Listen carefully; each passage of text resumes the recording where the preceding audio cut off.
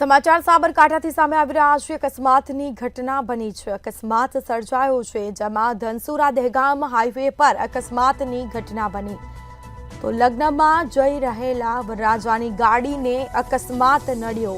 તળોદના રોઝડ road ડેગમાળ તળાવ પાસે કારે પલટી મારી હતી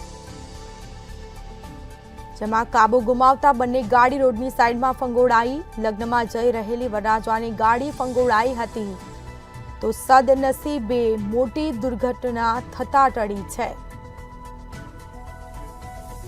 બંને કારમાં સવાર લોકોને સામાન્ય ઈજાઓ પહોંચી હતી। હાઈવે પર ટ્રાફિક જામ થયો જેના સીધા દ્રશ્યો સામે આવ્યા છે।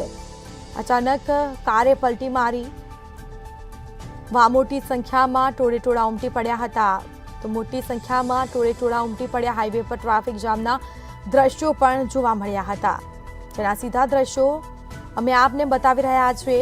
લગ્નમાં જઈ રહેલી વરરાજાની ગાડી ફંગોળાઈ હતી। બે ગાડી ફંગોળાઈ મોટી દુર્ઘટના થતા ટળી છે। માત્ર સામાન્ય ઈજાઓ પહોંચી છે, કોઈ મોટી જાનહાનિના સમાચાર સામે આવ્યા નથી।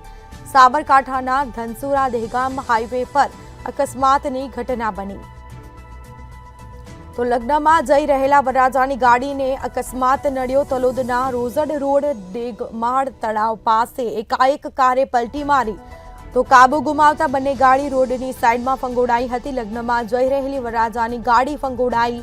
બંને કારમાં સવાર લોકોને સામાન્ય ઈજા પહોંચી હતી।